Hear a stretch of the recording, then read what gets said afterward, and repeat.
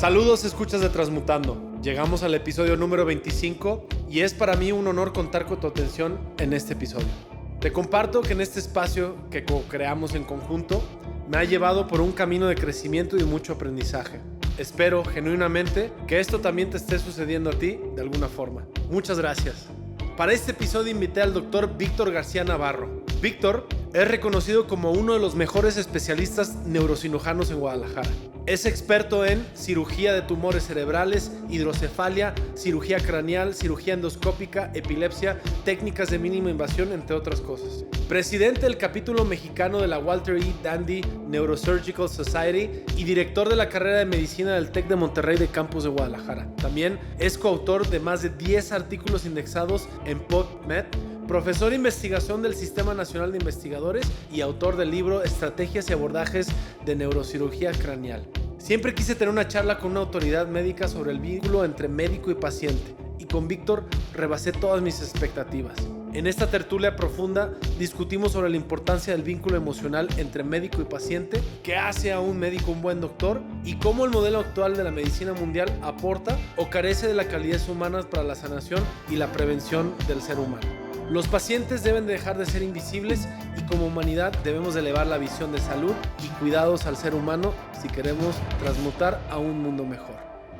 Estás escuchando Transmutando. Quizá lo que te pueda preguntar es, en los sistemas de salud hoy en día, ¿tú crees que se pierde mucho de ese tacto, de esa cercanía, por la necesidad de abarcar más gente, recibir más gente en un hospital, en una clínica? Fíjate, cuando me dijo Michelle, tu productora, ¿no? Me dijo, oye, ¿de qué hablarías? ¿No? Entonces, hay un chiste de neurocirujanos que es no me hace ni uno, entonces. No, el chiste es que dice que está en una cita, ¿no? Y que le dice, oye, es que ya hablé mucho de mí, ahora tú habla de mí, ¿no? Por esta cuestión como del médico con ego, ¿no? Entonces dije, no voy a hablar de algo que sea como la voz mía. Me gustaría más comentar cosas del paciente. Y una paciente me dijo, ¿no? Víctor, es que somos invisibles. Entonces, yo creo que en esta parte del proceso de salud o del sistema de salud, o sea, no hay ni víctimas y héroes, ¿no? O sea, no es que los médicos... O sea, yo creo que hay una parte del médico que es invisible. Es decir, yo tengo muy pocos pacientes que he tenido mala relación. Normalmente, cuando eso pasa, prefiero decirle que a lo mejor podemos cambiar de médico, porque les digo, esto sí va a ser como un noviazgo. O sea, usted está pensando que yo le voy a abrir la cabeza, ¿no? Y no tenemos confianza, no va a jalar. O sea, si no hay clic, no hay clic. O sea, ¿te ha pasado mucho eso? No mucho, no es lo común, pero puede pasar, ¿no? Pero creo que ahí lo hablo porque también el médico puede ser el invisible, ¿no? O sea, a lo mejor tú llegas como paciente y dices, otra vez, ¿no? 15 minutos tarde o media hora tarde, llegas, ves al médico y uno tiene que sonreír, ¿no? Uno tiene que estar amable porque el problema se quedó afuera. Entonces tú llegas con el paciente y yo no voy a estar molesto. En ese momento yo creo que el médico tiene muchas situaciones de que no lo ven, de invisibilidad, le diría yo, ¿no? Nadie ve el sentir de ahí del médico. Por otro lado, el paciente también es invisible. El paciente tiene que llegar a la cafetería y te lo juro, el mesero del hospital debería de estar consciente de que su familiar está en el quirófano, ¿no? O sea, no se la puede hacer todos porque le faltan 10 pesos o porque no trae cambio cuando el paciente está pensando. O sea, la cultura adentro de un hospital debería de llegar hasta el que abre la puerta, caray, ¿no? O sea, si no te deja pasar el carro, pase usted, ¿no? O sea, viene porque está alguien enfermo. Sí. Y la otra parte también es el directivo. También el directivo es invisible, pues, o sea, conozco y soy amigo, de verdad, de directores de los hospitales de aquí, de hospitales públicos y privados, y me consta, ¿no?, que actúan, la gran mayoría, de mucho corazón. O sea, que también son invisibles a cuando alguien dice, oye, es que, no sé, no puedo operar esto, no hay insumos. O sea, también el directivo, también el directivo llora, ¿no? O sea, también los ricos lloran, ¿no? O sea, todo mundo en esta parte es héroe y víctima, ¿no? Uh-huh. En este sistema, pues. Entonces, no puedo hablar mal de ninguno de los tres, ¿no? Lo que digo es que hay una parte interna que cuando vemos al paciente no sabemos qué hay dentro, ¿no? O sea, yo no sé, tenemos de verdad, ¿no? O sea, de pronto me encuentro, fíjate, tengo permiso para contarla también. Hay un paciente que a nosotros nos cambió el rumbo, ¿no? Es un paciente sueco que estaba en un hospital oncológico, pero él no era el paciente. La paciente era su esposa. Y ahí conoce a una mexicana, que ella tampoco era la paciente. La paciente era hermana de ella, ¿no? Entonces se conocen allá y comparten el proceso hasta que fallecen los dos. Entonces ellos eran cuidadores. Él dice, voy a transmutar, ¿no? Uh-huh. Él dice, se acabó esto, trabajaba para una marca de carros, no me acuerdo cuál es la sueca, si Audi o cuál es, pues, pero para una marca de carros importante allá. Y dice, dejo la vida de los negocios, yo ya me voy a México, ¿no? Se vienen a México, en México dice, no, Ciudad de México es demasiado, me voy a ir a la costa. Y se vienen para acá, para la costa, aquí para la Cruz de Guanacaste. Y cuando están ahí y están haciendo ya su nueva vida, ¿no? Él tiene una crisis convulsiva, viene para acá y al final diagnosticamos que tiene un tumor. Hacemos una cirugía larga, planeada, en la cual estaba cerca del área del movimiento y del área del lenguaje. Entonces, todo el equipo alrededor, porque luego parece que lo hace uno, toda la gente súper involucrada. Conseguimos, fue Alan, que es un neuropsicólogo que está con nosotros, lo testeó en diferentes idiomas, todo el rollo, pensando que era una lesión con cierto grado de malignidad, pero que valía muchísimo, ¿no?, el hacer la máxima resección. Se hizo y al final, de todas maneras, fue un tumor que se llama glioblastoma, que es el más agresivo, ¿no? Después viven ellos todo este proceso, duró muchos años todavía, vivo, que no es lo común en ese tipo de padecimientos. Y cuando está, ¿no?, en la consulta y le dan la noticia de que otra vez hay tumor, la neurooncóloga que está con nosotros, Alexandra, ve un saltamontes y le dice a la esposa, ¿no? O sea, a media parte como de la noticia, le dice, ¿sabes qué? Pero en la sabiduría asiática el saltamontes significa esperanza, ¿no? Cambió todo para ellos. Y la historia de nosotros, de que haya tumores, ¿no?, y que el paciente al final de todo este duelo, ¿no?, tenga esa parte en decir, híjole, significa esperanza, cambia el chip, porque entonces todo el equipo y toda la gente alrededor trae en la cabeza que el paciente va y que lo que busca es esta parte, ¿no? Entonces, para nosotros creo que, o sea, que el paciente esté con nosotros y sí estemos involucrados es lo que genera el sentido de continuar haciendo esto, ¿no? Y bueno, ¿y cuál fue su proceso, digo, después de la segunda vez? Después de la segunda vez, el proceso del duelo fue, diría yo, que llevado con mucho más acompañamiento. Uh-huh.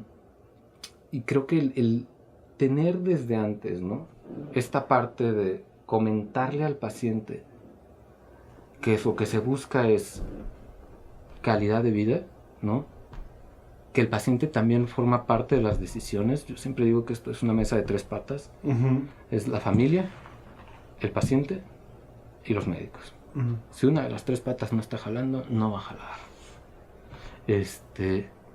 Entonces, el que el paciente, cuando todavía tiene conciencia, pueda tomar parte de las decisiones, es muy importante. Porque a veces también al paciente lo estigmatizamos de que tiene que echarle ganas. Uh-huh. O sea, yo ya no quiero vivir y vengo y me dicen, échale ganas. No, yo ya no quiero tener quimio. Y dicen, híjole, es que ¿cómo les voy a decir que no? Porque llega a la consulta y tú dices, no, es que sí vas a poder, échale ganas, ¿no? O sea, como si fuera algo que uno pudiera controlar. Entonces, eso me parece también bien interesante, Víctor.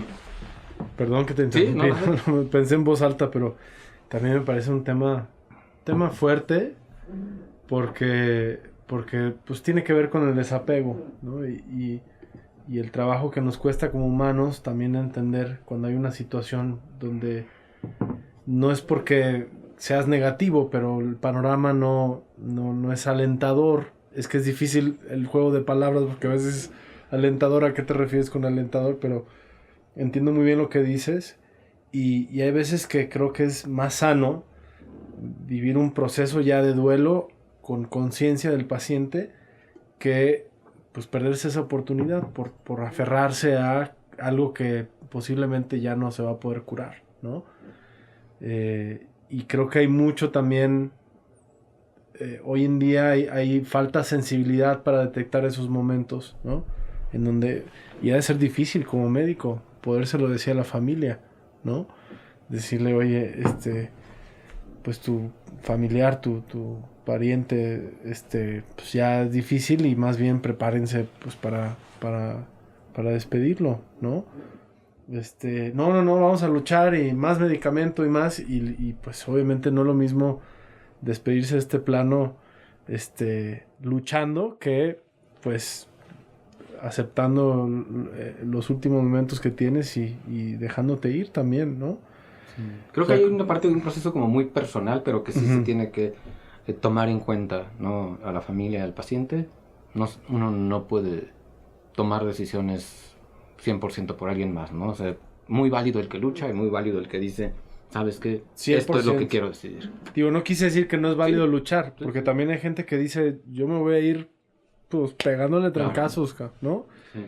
Y también me parece muy valiente y muy válido, ¿no? Sí. Pero adelante. Bueno, no, de la otra que comentabas hace ratito me da mucho la atención cuando fue lo de transmutación y lo primero que pensé fue en cómo cambia el cerebro. Y cómo, fíjate que lo que hace un área del cerebro es cosas más de fisiología del cerebro. Tiene una función, ¿no? Pero cuando esa función se enferma, ¿no? Entonces las áreas que están alrededor empiezan a tomar las funciones que hacía la zona dañada, ¿no? Uh-huh. Pueden ser para bien o para mal, ¿no? O sea, también hay funciones que pueden ser perjudiciales, ¿no? Pero esa parte o esa transmutación, ¿no? Que sufre constantemente el cerebro, creo que tiene muchas como aplicaciones en otros campos, ¿no? O en otras áreas. Me parece interesante lo que acabas de decir y me gusta porque creo que del cerebro podemos hablar muchísimo y yo tengo muchas preguntas que hacerte, ¿no? De todo lo que has visto. De entrada, esto que dices de cómo el cerebro tiene esta capacidad, esta flexibilidad para poder adaptarse, pues me parece maravilloso porque si es capaz de, a pesar de una falta, poderse adaptar para poder reemplazarlo, imagínate lo que no podría hacer, lo que puedes hacer teniendo todas tus facultades y toda la salud, ¿no? O sea, me parece que el cerebro, y bueno, esto es muy cliché y se dice en todos lados, solo utilizamos un porcentaje del cerebro, pero me queda claro que así es, ¿no? Porque si tiene esta capacidad de autorrepararse, por así decirlo, a pesar de una falta, y digo, tú me puedes decir más, pero yo veo el cerebro como estas neuronas, que las sinapsis que hacen estas conexiones y ya está programado, y es como si estuviera ya cableado, ¿no? Entonces todo lo que hemos aprendido durante la vida, hablar, caminar, hacer una acción, ser quienes somos, ya está configurado. Un día falta algo y cómo esto que hace falta esto que hace falta, esta parte lo reemplaza. O sea, eso me parece... ¿Cómo lo explicas? ¿Cómo el cerebro tiene esa información para decir, oye, lo que había aquí antes lo vamos a recablear con lo que tenemos y seguimos, ¿no? Y tú dijiste ahorita, para bien y para mal. ¿Cuál serían unos ejemplos de para mal, Fíjate, por ejemplo? Para entender, ¿no? Chanel, que es la rehabilitadora que está con nosotros, es experta en temas de neuroplasticidad. Uh-huh. Voy a intentar no meter términos médicos, pero, por ejemplo, ¿no? Cuando tú dices, es que yo soy diestro, ¿no? Uh-huh. Entonces, todo el tiempo has escrito con la mano derecha y de pronto, si le amarran, mi jefe se amarró años con la mano para hacer ejercicios y todo, para también operar con la izquierda. Estamos utilizando un área que antes no utilizábamos, ¿no? Eso es consciente y es planeado y es con voluntad, ¿no? Cuando nosotros tenemos, por ejemplo, un tumor que limita la vía visual, Uh-huh. claro que dejamos de tener un sentido. Pero como la gente que tiene braille, por ejemplo, explota otro sentido. Uh-huh. Entonces empiezas a estimular y a utilizar como otros poderes que no tenías. Entonces yo creo que pero sí los tenías, ¿no? Simplemente los... Exacto. No sé, exacto. Creo que es como esta parte de tomar conciencia, ¿no? De el gran, ¿no? La gran capacidad que tenemos. Y no quiero decir la enfermedad como regalo, porque hay culturas que toman la enfermedad como regalo. Uh-huh. Y que lo perciben diferente, ¿no? O sea, perciben la enfermedad incluso como un proceso ¿qué culturas, digo, de sanación, ¿no? O sea, uh-huh. gente, por ejemplo, en culturas hindúes o gente que está en procesos de yoga que cuando ve la enfermedad lo ve como un proceso para poder, ¿no? Superarlo y como un reto que tienes que cumplir, ¿no? Es diferente también el cómo lo abordamos. Nosotros somos la muerte, normalmente la verdad es que sí la sufrimos mucho. Pero esta parte de poder utilizar otras áreas que no estábamos utilizando, creo que nos abre, ¿no? Como la conciencia a ser... pues ya sí le digo a los muchachos, le digo, ¿sabes qué? Tienes un poder que no tenías, ¿no? Y, o sea, me refiero con los alumnos o con los pacientes, ¿no? O sea, ¿cómo transformas, ¿no? Una noticia como estas en algo positivo? Es imposible, pues. Pero sí el cerebro, cómo lo empieza a cambiar, es importante. Y hay otro término que es imaginería científico, ¿no? De cómo es que cuando tú estás generando estas imágenes mentales durante procesos también de rehabilitación, por ejemplo, lo favoreces. Que es mucho que lo hacen en otras áreas, ¿no?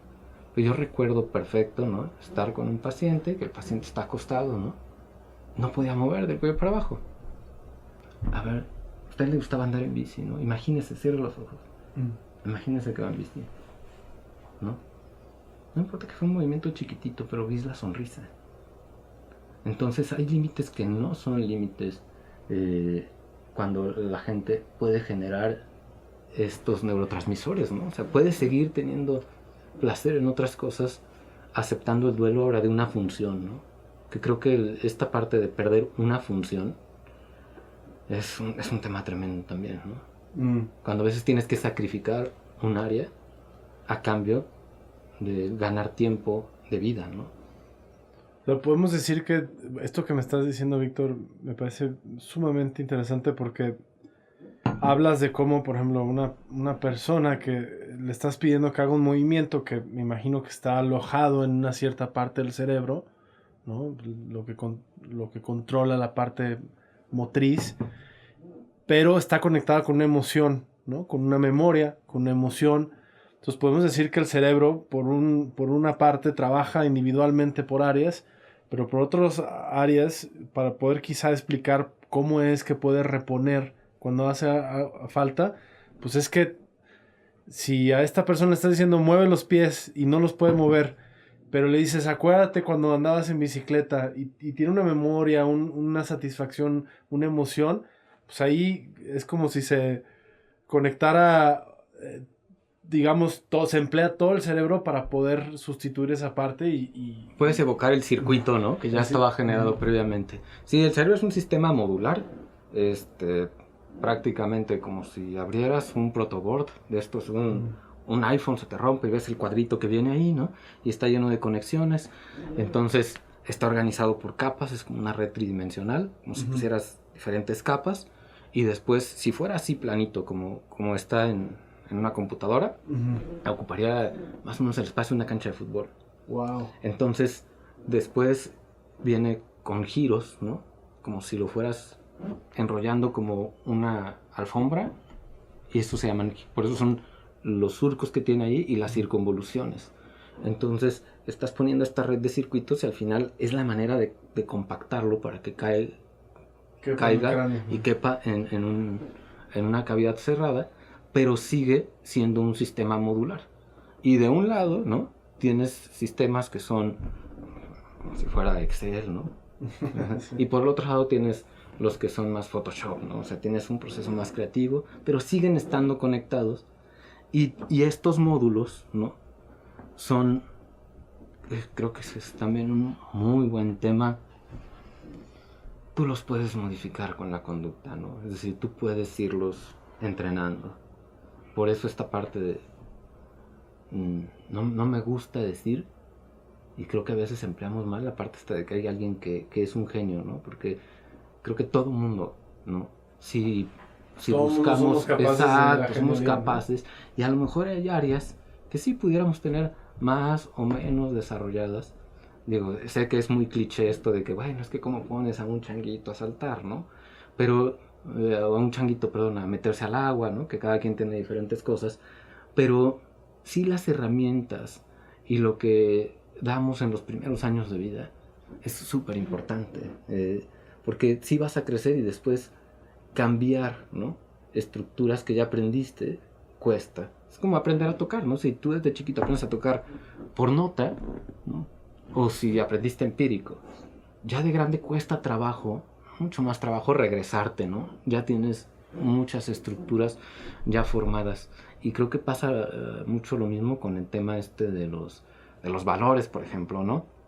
Que me gustaría hablar de eso, fíjate, de los equipos de trabajo, ahora hablando de los médicos, de los equipos de trabajo, de los sistemas de salud que comentábamos. Fíjate que hay un pacientito que operé y que aprendí un montón de cosas de él. Ahora su hijo es mi mejor amigo. O sea, por eso tengo este involucro. Y él en uno de sus libros dice que cuando tú veas tu equipo de trabajo, que no agarres al más capaz, ¿no? Dicen, o sea, cuando estés seleccionando los perfiles, dicen, no, o sea, el conocimiento caduca muy rápido, ¿no? O sea, tienes que ver el que tiene la misma visión, la misma misión que tú y los mismos valores, ¿no? O sea, porque me traigo al mejor neurocirujano, ¿no? Pero si no persigue lo mismo que yo, ¿no? En 10 años ya no va a ser el mejor neurocirujano, o en 5 años, ¿no? O sea, el conocimiento va muy, muy rápido. Fíjate, nosotros, mi percepción es que, comparado con otros países, somos mucho como en las Olimpiadas. Esa es la realidad de nuestro sistema. De pronto tenemos por ahí figuras, ¿no? Alguien puede ser muy bueno en cardio, son gente perdida. O sea, hay 2, 3 grupos que trabajan bien, ¿no? Pero salir y regresar es como un viaje en el tiempo. O sea, por lo menos, yo creo que unos 14, 15 años en algunas cosas, ¿no? Con Estados Unidos como sistema, como conocimiento, y cómo esto impacta en nuestros pacientes, ¿no? Yo creo que alguien, ¿no? Del sistema general en un país desarrollado, a lo mejor está 20 años arriba de nosotros y mucha gente podrá estar súper en contra de lo que estoy diciendo, pero es más o menos así. Y comparados con en formación, con los hospitales universitarios del Distrito Federal, en provincia, ¿no? La verdad es que sí han de ser como otros 8 o 9 años de atraso lo que tenemos. Me refiero a hospitales universitarios, ¿no? No me refiero a un paciente que va con el rockstar, que está en el hospital más caro y que es la excepción, ¿no? Hablo en general de un hospital que se tiene acceso, porque la transferencia de conocimiento es muy lenta. Es decir, tú egresas de una especialidad, ¿no? Imagínate una especialidad que son 8 años. Lo que te llevó, más la carrera de medicina. O sea, son 7 años, 7 años de medicina, más la carrera de especialidad, ¿no? Y después de eso dices, me voy a ir a hacer una subespecialidad 4 años a otro país. Te vas, regresas, formas una persona, ¿no? O sea, esa persona viaja a la provincia, enseña a otra persona. Pasaron 8 años. Para que transmitas el conocimiento, o sea, pasaron 8 años de que mandaste a alguien, regresó y lo hizo. Vamos, eso ya son 8 años de atraso. ¿Cómo hacemos para disminuir esa transferencia de conocimiento y que las cosas tengan un impacto real, ¿no? Creo yo que educación y salud hablan mucho de la cultura de una ciudad, ¿no? O sea, cómo vemos la educación y cómo vemos la salud. Si la salud de pronto no es nuestra prioridad, algo como cultura no estamos siendo empáticos, ¿no? O sea, por eso el tema de los invisibles, ¿no? O sea, yo también, si no tengo dinero y tengo un paciente, yo también saldría a robar, ¿no? O sea, yo también lo haría. Entonces, ¿cómo esta parte, ¿no?, de crecer ecosistemas es tan importante y relevante en el tema de salud? Creo que es un tema que se habla poco porque en general la salud pues nos da miedo, ¿no? No es un asunto del gobierno, es un asunto de todos, es un asunto de sociedad civil, ¿no? Cuando regresé aquí, entonces lo primero que hice, uno llega pues, como Superman, ¿no? Y piensas que vas a tener 1000 pacientes. Mi familia es de aquí, yo quería regresar a Guadalajara. Y la otra cosa, porque tú sabes que aquí puede hacer un cambio, ¿no? O sea, te quedas en otro lugar y dices, está padre, pero ya hay quien lo haga, y a lo mejor quien lo haga está mejor que yo, ¿no? En otro país, ¿no? Y de pronto dices, vamos regresando. Dije, pues, regresé. Dije, no, pues vamos, ¿qué hago, no? Porque pues no es que todos los pacientes estuvieran esperándome. El tener un entorno amigable cambia las cosas, ¿no? O sea, el que llegues y digan, ya llegó a jugar fulanito, pero tienes que hacer el equipo. Y te das cuenta que tienes que armar el equipo de ceros. Y me llama mucho la atención esto que dices del equipo, porque quizá lo que me gustaría decirte es, y tú lo dijiste al principio de esta plática, tema de la jerarquía. Y a mí me parece que estamos en una etapa en donde ya las jerarquías ya no nos funcionan. O sea, ya, y te lo puedo hablar de política, te lo puedo hablar de medicina o de empresas. El hecho de que haya una sola persona que se tenga que hacer responsable de tanto, me parece que ya es un modelo que no funciona. Yo creo que, por ejemplo, el paradigma de la medicina tendría que cambiar para bien, donde ya no un solo doctor sea y yo sé que en muchos hospitales así es, ¿no? Pero normalmente, por ejemplo, en México, por lo menos de lo que yo conozco, lo que he vivido, y también he vivido en Estados Unidos, es el doctor. Y él es la palabra de todo tu proceso y normalmente hasta incluso los pacientes buscan que solamente una persona esté involucrada en el proceso.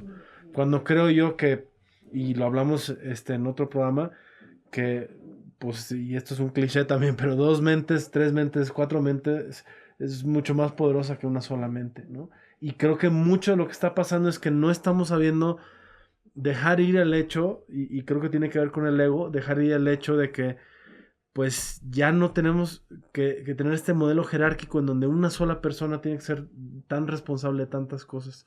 Tenemos que migrar a sistemas en donde sea más trabajo en equipo. O sea, que tú digas, oye, estoy en un proceso médico, digamos, tengo un tumor en el cerebro y me voy a someter a este proceso y mi caso va a ser evaluado, y sé que funciona así en muchos casos, por todo un comité en donde se van a exponer todas las ideas y bueno, hay un representante, un líder de ese comité, pero todo está siendo bien, o sea, creo que ya tenemos la capacidad del ser humano de elaborar mejores sistemas de los que estamos operando actualmente, ¿no? Sí, digo, no sé si coincides, en todo lo que has dicho veo eso, sí, ¿no? Fíjate que es un proceso muy de aprendizaje. Yo, perdón que te interrumpa, toda la residencia, es decir, toda la especialidad, todos los casos se presentaban el lunes, ¿no? Y se operaban durante la semana. Entonces, eso es algo que aprendes, en que dices, es que el proceso es en equipo. Sí. Y cada quien tiene su área y cada quien tiene su especialidad. Nosotros así lo hacemos. Incluso llega el paciente y dices, la mayoría de las veces, ¿sabes que sí? O sea, seguramente si es quirúrgico, o sea, la cosa gruesa la puedes decir. Y dices, vamos a tener una sesión y en la sesión se determina. Entonces, no es lo común, pero es tal la cantidad de conocimiento que es imposible que una sola persona lo sepa todo o que tome la mejor decisión. Uh-huh. Entonces, lo mismo pasa, por ejemplo, en comités de cuidados paliativos, fíjate. Incluso podrías utilizar inteligencia artificial, pero bueno, claro, ¿no? O sea... Sí, este tema es padrísimo. Sí. Fíjate, incluso en los cuidados paliativos, yo formé parte un tiempo de un comité y aprendí un montón de cosas de que tenía que haber, por ejemplo, alguien que representara, si el paciente era católico, pues debería haber un sacerdote, ¿no? Uh-huh. Para también ver esa red, ¿no? Alguien que te diga, pues, cómo es el entorno social del paciente. A lo mejor tú estás pensando en que después de esto tiene alguien que lo esté cuidando, y hay cirugías que, si no tiene una red familiar, ya no es candidato para esa cirugía. Pero también es un proceso, coincido contigo, pero es un proceso muy de enseñanza. El trabajar en equipo se tiene que fomentar, como en las empresas, como una cultura de trabajo, ¿no? Por eso tan importante esta parte de los idearios o de los decálogos, ¿no? Me encanta, el mejor hospital de este país es el Instituto Nacional de Ciencias Médicas de Nutrición Salvador Subirán. De verdad, el decálogo, cuando tú lo ves, la mística es primero el paciente, después el paciente y al final el paciente, ¿no? Y sabes que sí lo ves con los egresados, o sea, es algo que se transmite, ¿no? Que dices, lo agarré y me comprometí, un código exacto, ¿no? Esa cosa es súper importante. Y la parte jerárquica nos va a costar un poco, pero es cierto. Por ejemplo, medicina es de las únicas escuelas que hablamos de usted. Y yo no tengo bronca, fíjate. Es más, pasantes que están conmigo me hablan de tú. Pero siempre les digo, oigan, que adentro del salón, ni modo de usted, porque cuando lleguen al hospital, luego te habla alguien, oye, Víctor, que no sé, la misma, ¿qué le pasa? ¿Qué se siente? Viene aquí, ¿no? Y yo creo que hasta el lenguaje, cuando hablas de tú, ¿no? Tu cerebro actúa rompiendo esa jerarquía y puedes expresar mejor las cosas. Esa es la realidad. Puedes hablar más de tú, puedes sentirte que tu comentario es más válido. Claro. No creo ni un poquito que ese tipo de cosas rompan el respeto. Y creo que esta parte de las jerarquías es una sociedad un poco más adulta en el aspecto de tener responsabilidades y derechos. No tienes por qué estar teniendo, ¿no? Habrá cosas buenas o malas, pero yo, cuando aquí hablan, porque ahorita que tocas el tema de los millennials, por ejemplo, ¿no? Mucha gente dice que los médicos más jóvenes han perdido parte de sentido de responsabilidad, es lo que más comentan con nosotros, o de respeto, ¿no? Pero esas cosas tienen que estar reglamentadas. Pues cuando tú le dices a alguien, oye, pues tienes que llegar a las 7, pues si no llegó a las 7, tú dices, los 3 días, pues no llegaste a las 7, pues perdiste o tu beca o perdiste tu trabajo, ¿no? Eres un adulto, que así pasa en otros hospitales. No creo que sea... Yo no, mi experiencia no es mala con eso. Creo que a lo mejor somos como medio padres, ¿no? O como nuestro liderazgo ha sido también no saber decirles qué es lo que se espera a veces, ¿no? Pero sí coincido contigo en que el romper ese tema a lo mejor de las jerarquías o la visión, ¿no? Monogámica, monolítica del médico, ¿no? Que es el que toma todas las decisiones, es totalmente caduca, ¿no? O sea, esto es un trabajo que cada quien tiene una gran cantidad de información y que cada vez es más. Pero además la multidisciplinaridad, sí, que sea la falta de que sea multidisciplinario, porque, y perdón que tome un giro en la conversación, pero te voy a plantear otra vertiente que me interesa mucho saber qué es lo que opinas. En términos para el diagnóstico de una persona, porque, digo, en tu caso me imagino pues, que lo que te corresponde es ya un paciente que ya llega con una patología, ¿no? Que llega con un tumor y tú te involucras más en el proceso de, digamos, extirparle o quitarle lo que ya viene, ¿no? No te involucras tanto en los orígenes del por qué el paciente llega. Bueno, que también es parte de la pregunta que te voy a hacer, pero me voy a explicar de otra forma. A mí, y yo lo digo en las pláticas que tenemos en OmniLife, porque hablo mucho de la salud preventiva. Yo creo que el nuevo paradigma de la humanidad tiene que ser la salud preventiva. Y espero que estés tú de acuerdo conmigo, porque creo que el médico que va en contra de eso, pues es el médico que no está queriendo que ni siquiera evolucionemos, sino que regresemos al origen de lo que es nuestro cuerpo. Nuestro cuerpo es maravilloso y tiene grandes capacidades de sanación. Tú seguramente lo ves mucho en tu trabajo. Y si tú cuidas tu cuerpo, pues te va a dar lo mejor el tiempo, la mayor cantidad de tiempo posible, ¿no? Hay cosas genéticas, hay cosas que heredamos que son más difíciles de cambiar, pero yo sí soy creyente que con una, digamos, con una intención y con una búsqueda de tratar de solucionarlo, aunque sea genético, puedes hacer mucho para vivir una gran vida a pesar de un condicionamiento que puedes tener en términos de salud. ¿Y a qué voy con esto?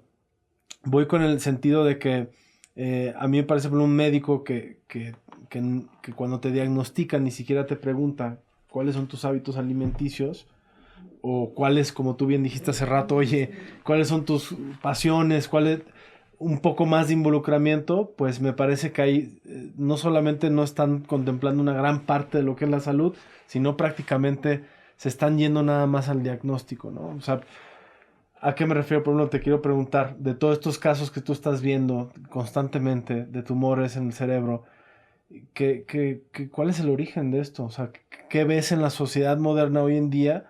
¿Ves un incremento en las enfermedades mentales? ¿Eres de alguna forma creyente en que también las emociones están haciendo que la gente genere estos tumores? Si es nada más meramente, estrictamente un tema de contaminación por lo que están comiendo, enfermedad por estrés, no sé, ¿qué ves tú en la frontera de la medicina hoy en día que nos pueda dar un panorama de decir, caray, estamos haciendo las cosas mal? Porque en mi punto de vista no nos estamos mejorando más, nos estamos enfermando más, ¿no? Y bueno, la pandemia creo que es un buen ejemplo de cómo pues algo estamos haciendo mal. Ya se haya generado un laboratorio o haya salido de un animal que se brincó a nosotros, el hecho de que somos tan efímeros y que en un momento el mundo puede cambiar totalmente a través de un virus, pues creo que tiene que ser una lección importante de humildad y de vulnerabilidad del humano, ¿no? Pero eso me hace pensar en qué estamos haciendo para tener una conciencia más elevada en el sentido de salud, porque yo veo muchos médicos que no se están involucrando en los orígenes de los padecimientos. Y tú bien lo dijiste, oye, pues que a veces nos está faltando especialidad. Pero yo también me pregunto, oye, está muy bien eso, por supuesto que necesitamos doctores que nos ayuden a todos los temas que hay, todas las enfermedades, pero ¿cuántos se están especializando en prevenir esas enfermedades, no? Y ahí hace cuenta que cuando lo pienso, ni quiero saber la respuesta, porque ha de ser un umbral muy oscuro. O sea, ¿cuántas horas de nutrición un neurocirujano, y te lo pregunto, tomó para poder entender qué es lo que el paciente está? Porque también veo esta necesidad del humano, en muchos casos, de decir, me enfermo, voy al doctor, cúrame, opérame, quítame el tumor, y me lo quitaste, qué bien, operación exitosa y todo lo que tú debiste haber estudiado toda tu vida para poder extirpar ese tumor.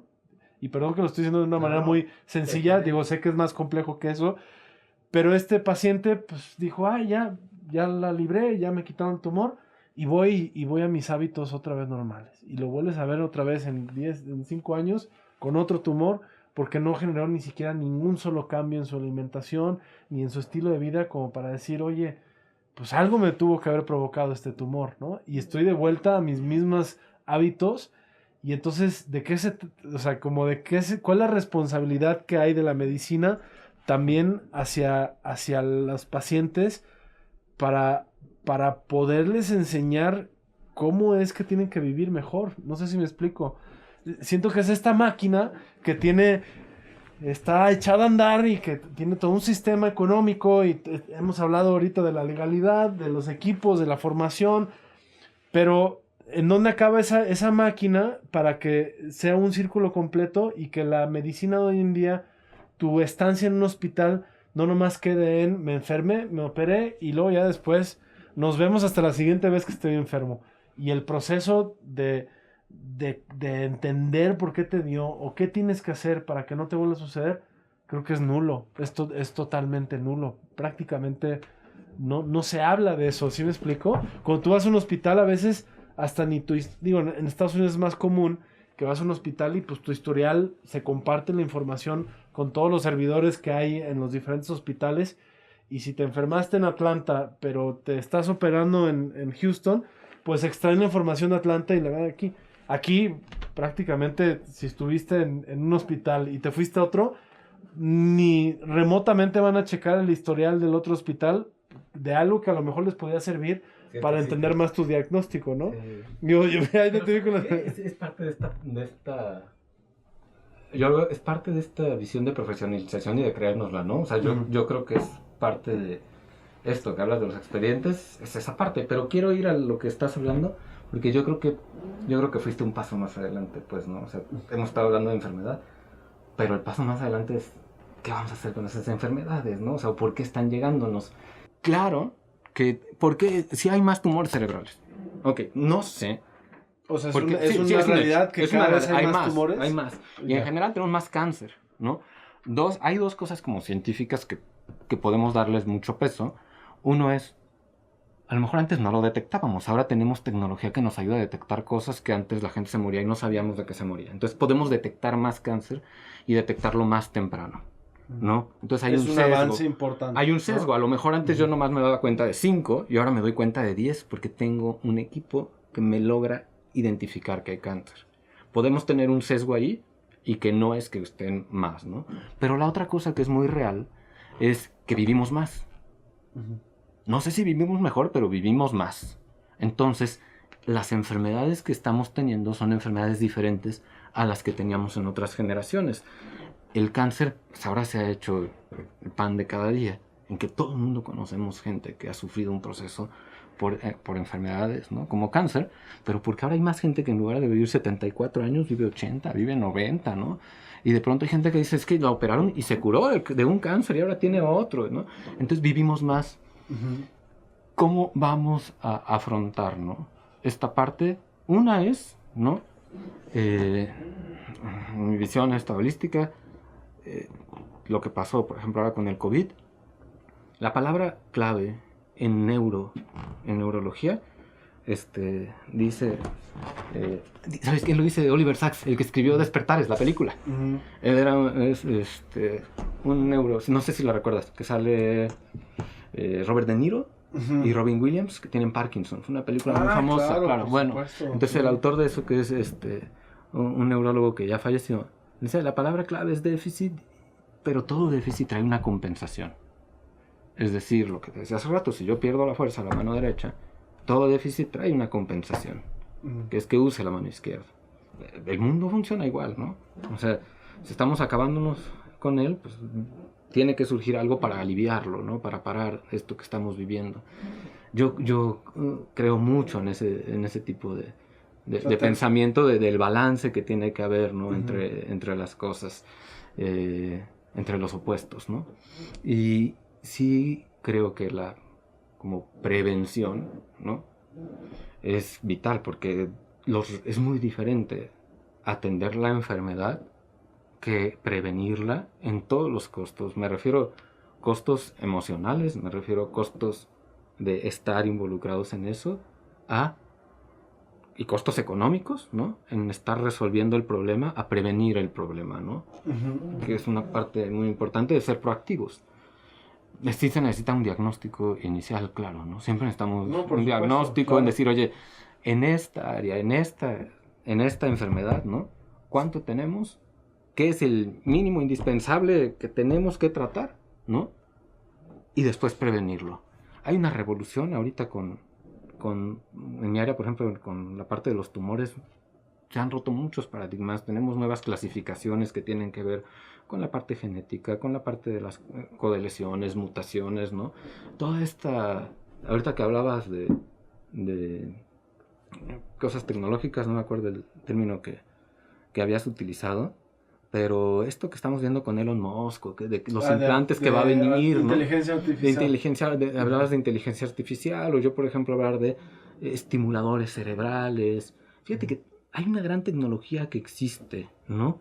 Y que pareciera sacada de películas de ciencia ficción o de libros, que claro, falta un proceso que se prueben, ¿no? Ujú. Falta un proceso además de llevarlo patentes y de eso, todo. a que se convierta en algo cotidiano. Pero ya existe. Y al Ujú. final la tecnología lo que tiene que hacer con nosotros es favorecer para estos procesos, pero también para prevenir, ¿no?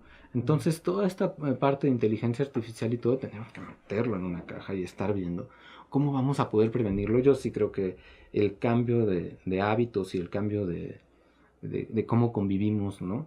De nuestro involucro con la tecnología, ¿no? Que queremos limitarlo a veces y no estamos habituados a cómo limitarlo, no estar todo el tiempo, ¿no? Con el vibrador o con esto, va a generar prevención en muchas de las patologías mentales en general, ¿no? Ujú. Oye, Mauri, y ahora quiero preguntarte yo, ¿no? Claro, por supuesto. Tú cuéntame, porque me es muy importante.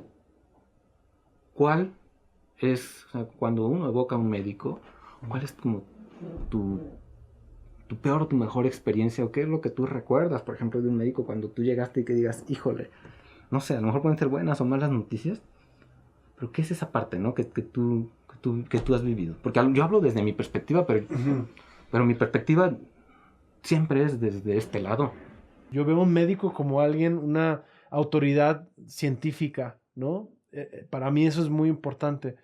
Y ya diciéndote eso, como yo veo al médico como una autoridad científica, creo que el proceso de sanación de una persona implica varias aristas. La parte científica, la parte emocional y la parte física. ¿Qué hago para que mi cuerpo esté bien? ¿Cómo me preparo para sanarme? Independientemente de un procedimiento quirúrgico o no, ¿no? ¿Cómo estoy de mis emociones para entender qué es lo que me está pasando? ¿Cómo llegué a este padecimiento? Si fue por malos hábitos, si es un tema genético, si es un tema emocional. Yo sí creo que nos enfermamos por las emociones. Si vives una vida estresada, con odio, sin amor,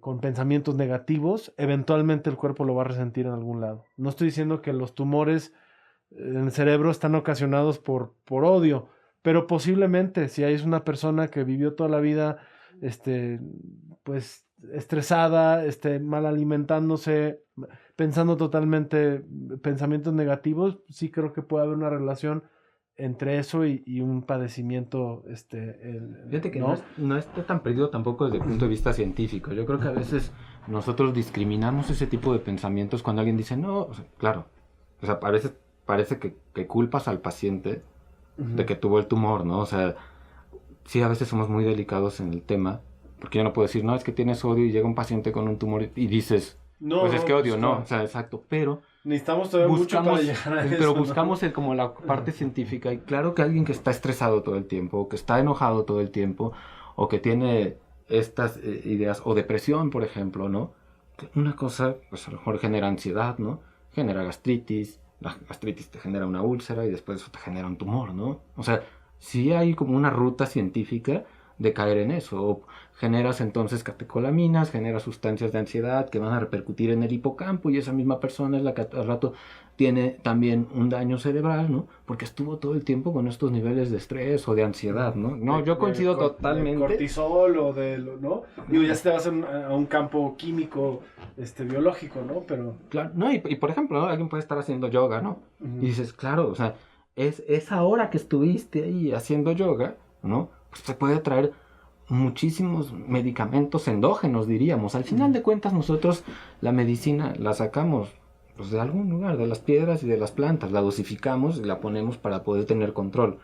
Pero estamos haciendo las mismas cosas, y cuando tú nos ves ahí, ¿no? Pegándole al pacientito con los reflejos, pues, viniera un extraterrestre y diría, estos son maracames, ¿no? O sea, estos son sacerdotes, o qué están haciendo pegándole a la gente, ¿no? Es decir, tenemos muchas cosas lo más cercanas a la parte científica que se puede, pero sin duda la medicina y sobre todo el cerebro es de las áreas que nos falta mucho más todavía por descubrir, ¿no? ¿Tu peor experiencia médica?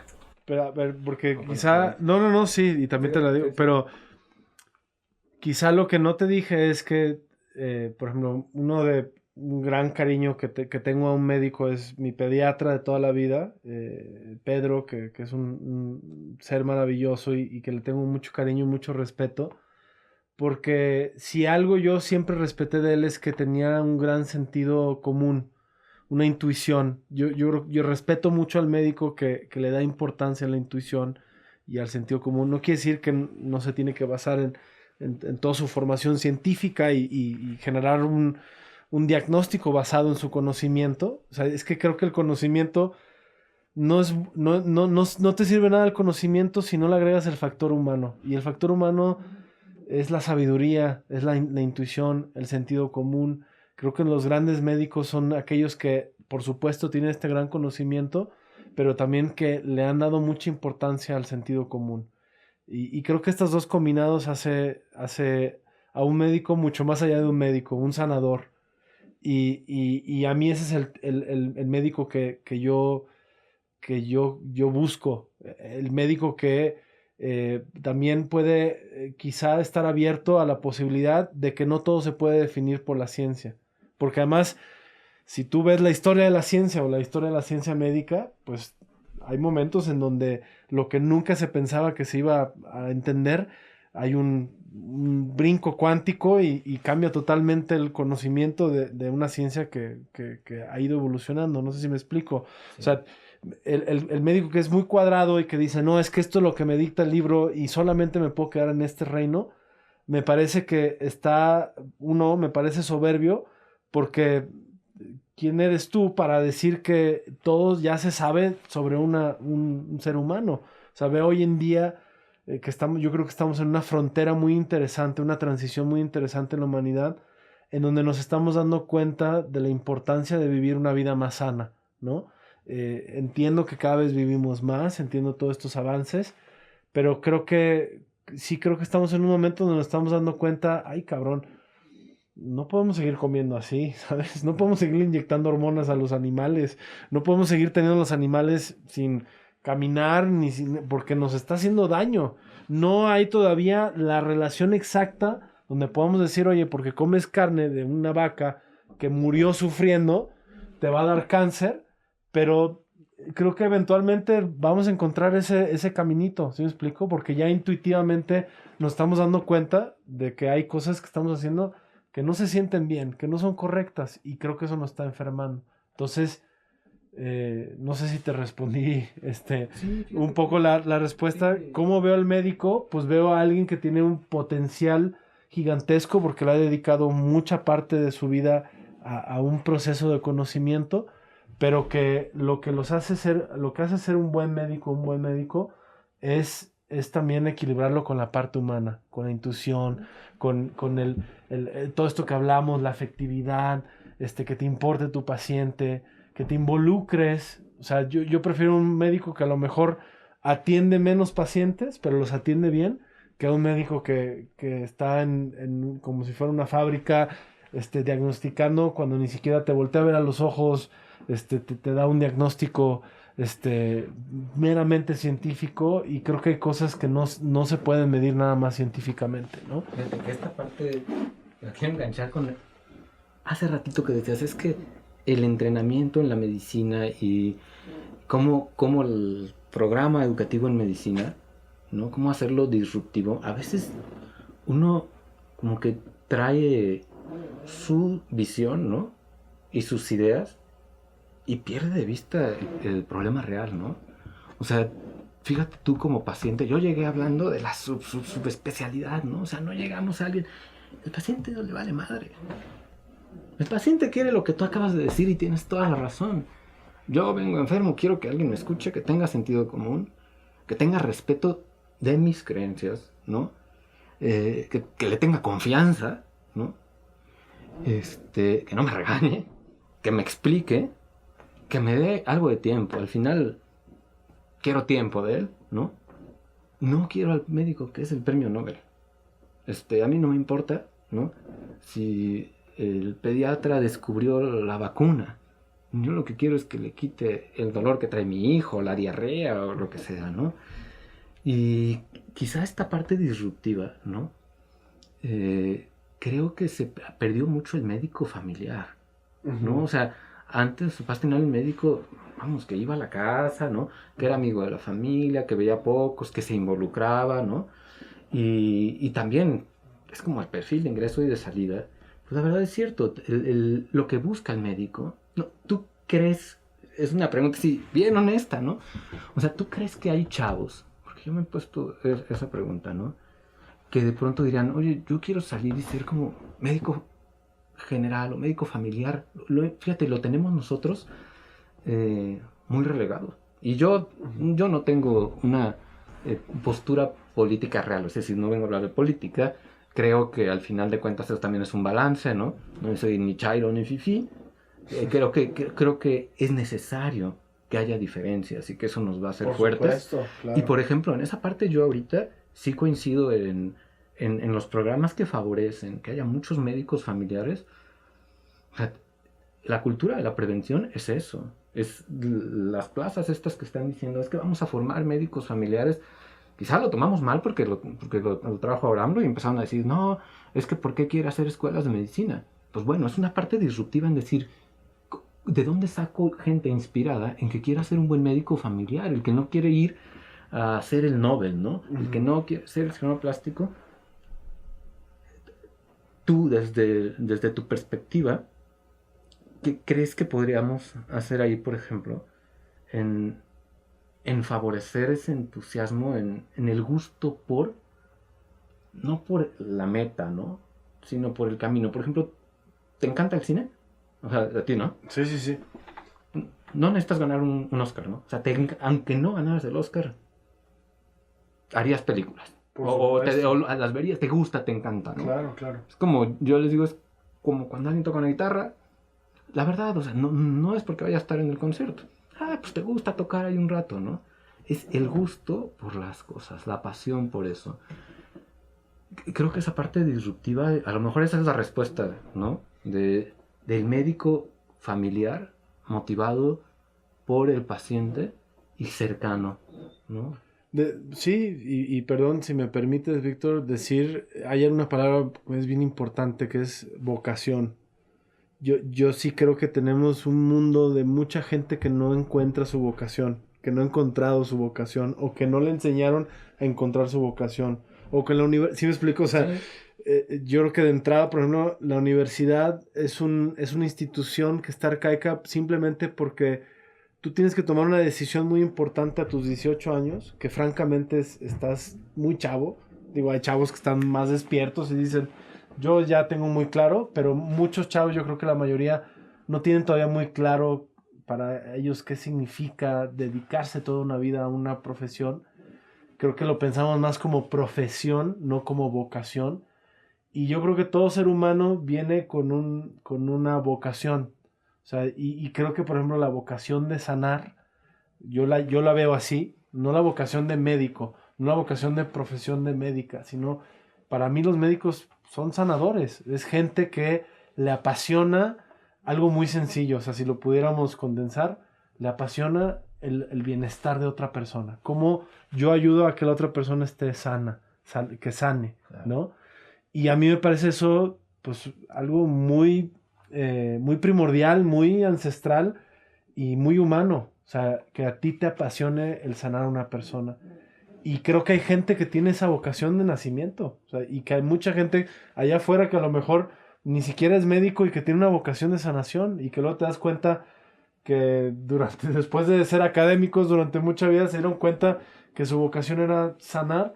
Y creo que tiene que ver con el servicio. Quizá lo que hay que hacer es generar más el sentido de servicio en los nuevos médicos, que antes del conocimiento primero haya un proceso importante de formación de servir, sanar, que esté muy claro lo que significa ser un humano que sana a otro humano, no sé si me explico, sí. O a lo mejor suena muy hippie lo que te estoy diciendo, no.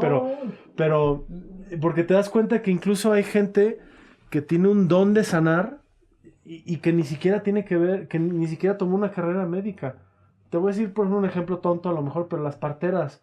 Hay parteras que son maravillosas y que tienen una intuición ancestral porque son de generaciones y generaciones, para saber cómo, si viene el bebé de una forma, te estoy poniendo un ejemplo quizá muy burdo, pero de un conocimiento coloquial y que no tiene que ver con estudios, pero que pues, salvan vidas y ayudan a las mujeres a dar a luz de manera natural o lo que tú quieras.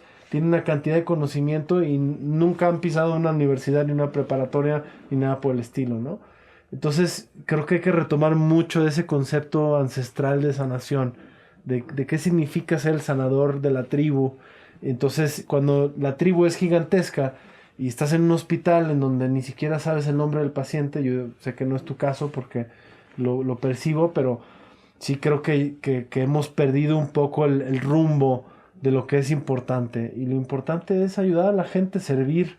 Y a veces te entras a un hospital y como tú lo dijiste hace rato, o sea, vas a la cafetería y te tratan de la chingada cuando vienes de escuchar el diagnóstico de un pariente, ¿no? Entonces ahí, ¿dónde está el sentido de sanación, de servicio? Y a veces vas a una clínica más pequeña y como todo es más pequeño, pues igual y te reciben diferente y sientes un trato diferente y ya de entrada ahí creo que ya le estás ganando la enfermedad porque ya hay un propósito, ya hay un sentido de bienestar, ¿no? O sea, creo que servicio, bienestar, vocación tiene que ser algo que se tiene que proyectar hacia el futuro, porque yo te pregunto esto, por ejemplo, Víctor, ¿cómo te imaginas la salud del humano en el futuro? O sea, si tú quisieras decir hacia dónde va, o sea, si hemos tenido todos estos avances científicos a lo largo de la historia moderna humana, ¿cómo va a estar el humano en términos de salud en 100 años? ¿No? Y tiene que ir más, yo creo, con el sentido de multidisciplinaridad. O sea, tú vas a un hospital o un médico y el análisis tiene que ser 360, ¿sabes? O sea, no vas a un diagnóstico especializado. Tendrías que ir a un análisis completo. Tendríamos que tener la tecnología para decir, esta persona está así, está asado, está así, le hace falta tales minerales, nutrientes, tal esto, emocionalmente pues está mostrando signos de esto y aquello, genéticamente encontramos esto, o sea, tiene que ser un modelo en donde, yo lo imagino así, yo me imagino la medicina del futuro, tú, digamos, poniéndolo en términos muy fáciles, voy al doctor y ni siquiera tengo que ir porque estoy enfermo, o sea, voy porque es mi chequeo anual, que eso creo que también hay una cultura hoy en día fatal del checarte, que tiene que ver con el doctor familiar. En Estados Unidos es muy común, por ejemplo, pongo ese ejemplo, my family physician, y voy una vez al año y me conoce y te dice, oye, Pedrito, pues te veo bien, oye, no te veo bien, te está haciendo falta esto. O sea, creo que la cultura de la salud la hemos perdido y vamos solamente al médico cuando ya estamos tojos, ¿no? O sea, y creo que tiene que ser algo más habitual y que yo en el futuro visualizo pues ir al médico y tener toda esta tecnología para un diagnóstico completo y que me involucren o sea, que sea una responsabilidad también tener un diagnóstico total de tu cuerpo, ¿no? Que te digan, oye, estás así, estás asado, estás así, y esta deficiencia que tienes te puede provocar esto y aquello. O sea, para que no vengas después en 10 años y digas, pues, ¿por qué tengo un tumor en el cerebro? Maestro, hace 10 años te dijimos que te hace falta esto, te hace falta aquello, que estás comiendo la chingada, traes un sobrepeso tremendo y bla, bla, bla, bla, bla. Fíjate, ¿no? que ahorita que hablabas del sanador, a mí me parece hasta orgullo el decir si es cierto, ¿no? La palabra sanador quizá puede ser un buen término en involucrarnos. Yo digo...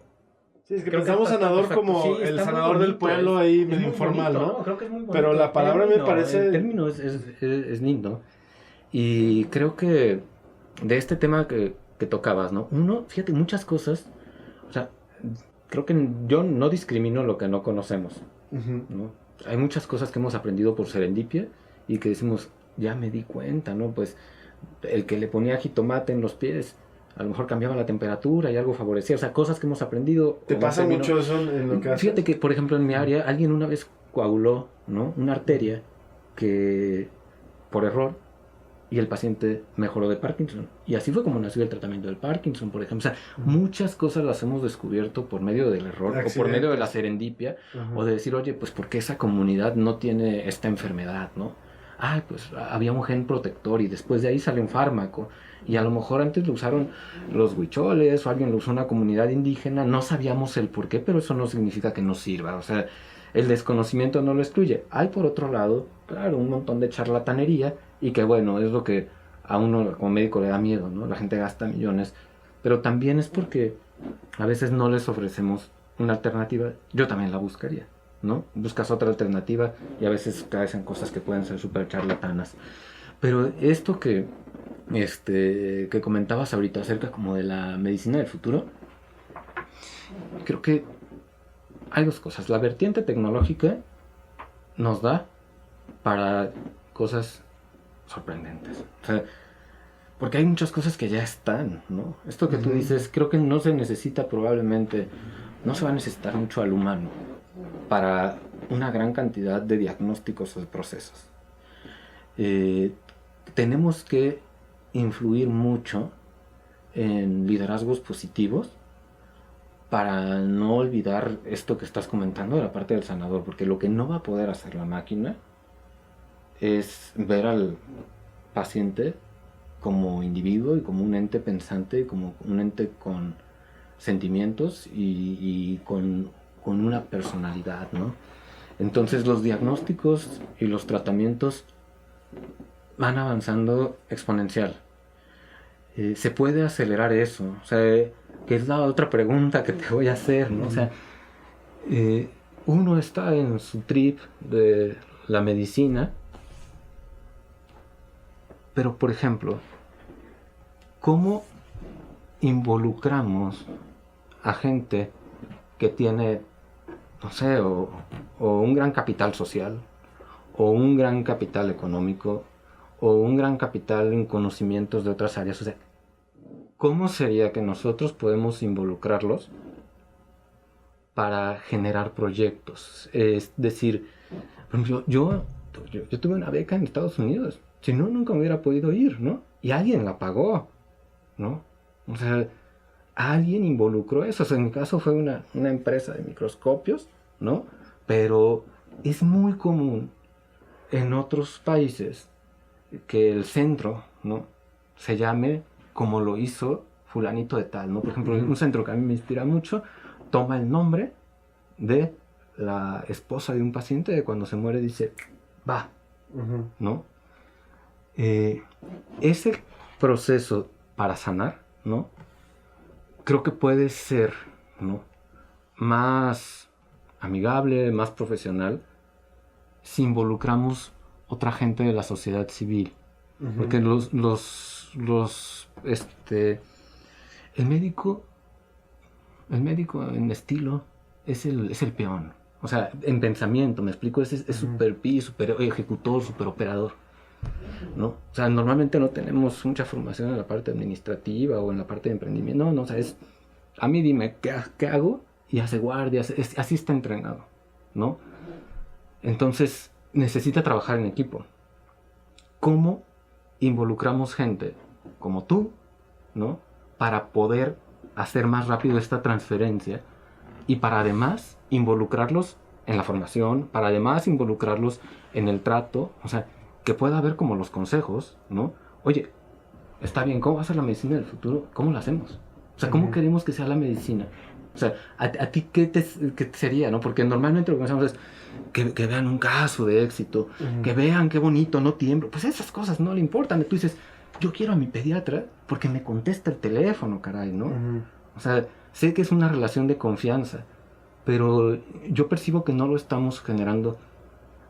A lo mejor con eso inicié, ¿no? La parte que me enseñó mi pacientita, que me dijo, Víctor, es que soy invisible, ¿no? O sea, el médico también de pronto en esa parte es invisible, el paciente se siente invisible, el directivo se siente invisible, pero no estamos tampoco generando equipo con ustedes o con otra gente que está sana. Hasta que uno está enfermo, se da cuenta de las deficiencias que puede haber, ¿no? Y de los aciertos también, ¿no? Sé que hay, porque no quiero tornar toda la plática dark, ¿no? O sea, la verdad es que los médicos son geniales y como tú dices, esta parte de vocación es O sea, todo el mundo lo hace con mucho, mucho cariño, ¿no? Incluso el médico de los hospitales públicos están saturados, de verdad. Ayer me hablaba una amiga, me dice, Víctor, es que no me dan informes, esto, bla, bla. Digo, es bien complejo, porque cualquier informe que te den de este caso tiene implicaciones legales. Dije, no está mal, lo están tratando y tienen otros 80 pacientes esperando, es decir, No, todo es el mundo, admirable. ¿no? O Es sea, súper, hay súper. gente admirable. ¿Cómo, tú qué percibes, y también en lo que has visto tú como paciente, ¿no? En otros lugares que podemos involucrar al resto de la sociedad? No creo que haya una respuesta exacta, pero sí puedo hablar de varias cosas. Uno es, yo creo que para poder lograr eso que tú estás diciendo y preguntando, digo, esta es mi visión de la humanidad en ese sentido, es, yo soy creyente que para poder dar brincos cuánticos, que el humano pueda mejorar como ser, para que tengamos un futuro más prometedor, más luminoso, pues tiene que haber una cierta cantidad de seres humanos en el planeta que generen ese cambio. Y tiene que ver con la teoría de la masa crítica. O sea, yo desde muy chico siempre quise cambiar el mundo. O sea, cuando a mí me preguntaban qué quieres ser grande, yo decía, quiero cambiar el mundo. Cuando vas creciendo te das cuenta que pues, no es tan fácil cambiar el mundo, ¿no? O sea, que estos personajes que hemos visto en la historia que realmente hacen cambios fenomenales que llegan a grandes cantidades de gente, pues son difíciles de lograr, ¿no? Pero eso no quiere decir que no podamos cambiar el mundo. ¿Cómo creo que se tiene que dar este cambio? Con conciencia. Creo que los problemas que estamos viviendo hoy en día es falta de conciencia. Y bueno, el concepto de conciencia es muy complejo, porque ¿qué es conciencia, no? Es como al principio tú decías, ¿qué es éxito? Pues es que son muchas cosas. Y si logramos eso, eventualmente sí, soy creyente que podemos dar un brinco grande para que seamos mejores seres. Ahí creo que es donde tenemos que hacer un proceso de conciencia para entender que lo que estamos haciendo le falta empatía, le falta calidez, le falta humanidad, le falta involucramiento, sensibilidad. Y creo que muchos de los problemas que estamos viendo hoy en día, igual y me extendí mucho en tu pregunta, pero muchos de los problemas que estamos viendo hoy en día es justo esa falta de empatía que nos está haciendo falta en muchas cosas, no solamente en lo médico. No sé si me explico. Sí, ¿no? Fíjate que al final, quizá la muerte no es tan sufrimiento, pero el proceso de enfermedad puede ser un sufrimiento fuerte, ¿no? O sea, cómo llevas la parte de la enfermedad, más incluso que la muerte. Y esta parte del miedo, pues es un factor fundamental, ¿no? Yo creo que el tema que dijiste ahorita de la parte de conciencia abre una puerta muy fuerte, porque nos pasa como ustedes cuando tú tienes un guión y entonces pues muchos médicos dicen quién me lo hace, ¿no? O sea, ¿cómo lo llevo a la pantalla? Seguramente lo que tú dijiste, ¿no? Uno busca y en todas partes, ¿no? Dice, ¿quién le pone el dinero o quién le pone la infraestructura, lo que le falta para cumplir mi sueño, para hacer mi película, ¿no? Es cierto, hay una parte que tiene que haber rentabilidad y lo entiende uno perfecto, ¿no? Pero el generar conciencia, el que abran estos espacios como tú, ¿no? El que se visibilice que todos somos pacientes.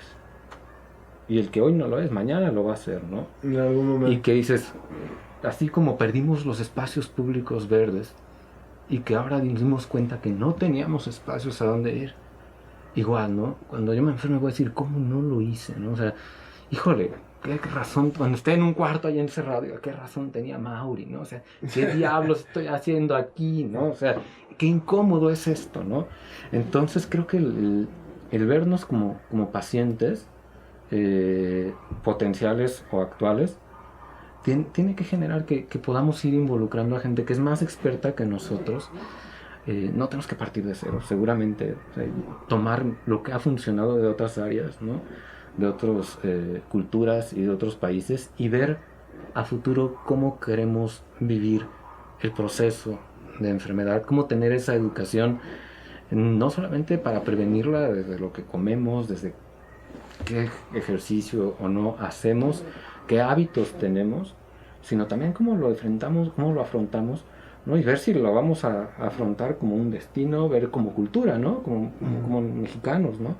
En ese aspecto, si lo vamos a afrontar con una visión que a mí me gustaría, sea un poquito más mística o un poquito más de poder llevarlo más amable también, de cómo cooperar y de cómo cooperar todos, ¿no? O sea, estamos muy acostumbrados a esta parte paternalista de que de que nos lo den, y por otro lado, ¿no? No vemos que también la gente no lo tiene, ¿no? O sea, ahorita que hablabas del privilegio, híjole, cómo todos somos privilegiados ante los ojos de alguien más, ¿no?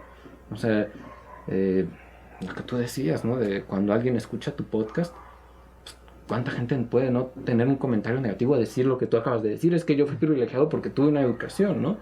Y seguramente tú ves a otra figura y dices, híjole, ¿no? Yo diario chambeo un montón, o sea, no saben toda esta carga que traigo aquí, ¿no?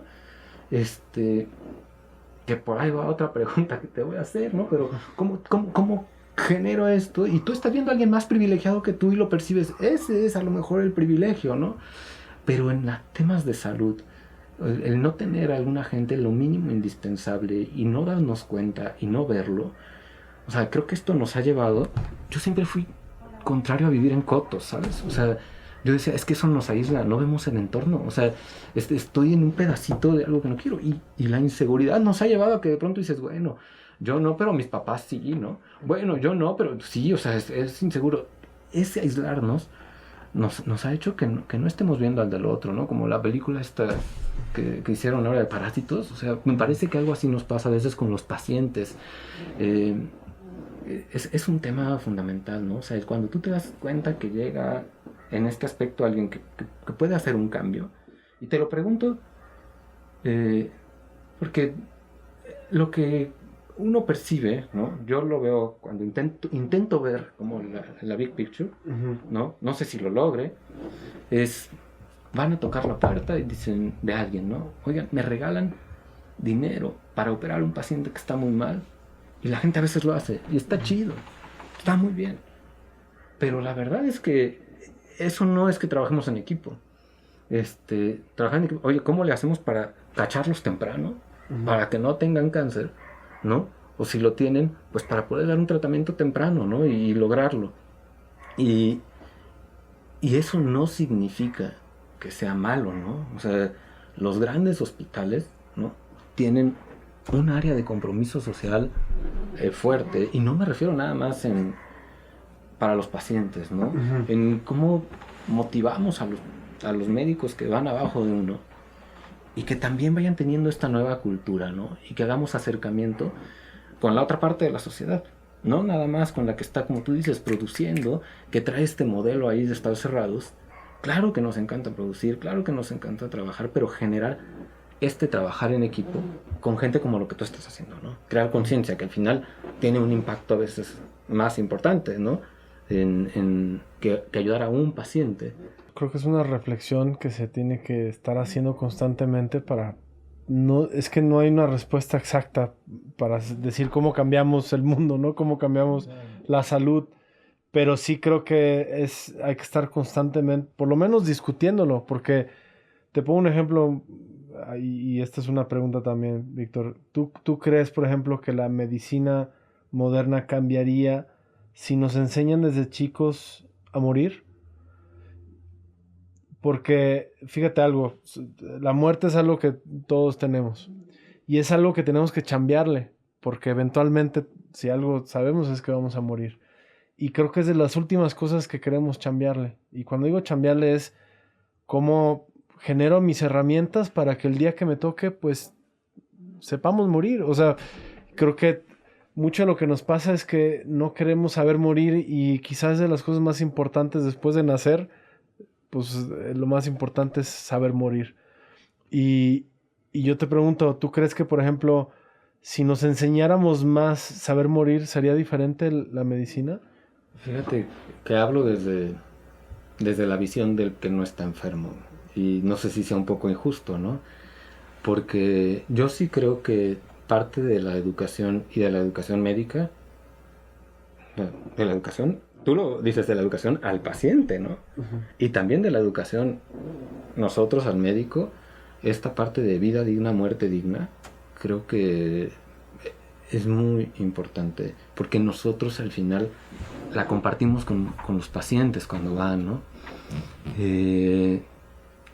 Estos mecanismos de afrontamiento